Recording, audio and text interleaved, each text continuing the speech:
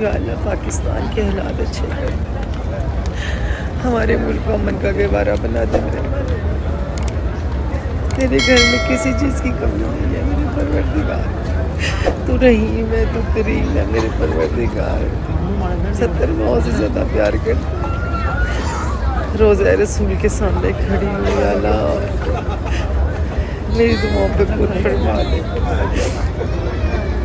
جو بیمار انہیں شفا دے دے میرے مالک، جو دکھی ہیں ان کی دکھ دور کر دے، جو مجبور ہیں ان کی مجبوری ختم کر دے میرے پروردگار۔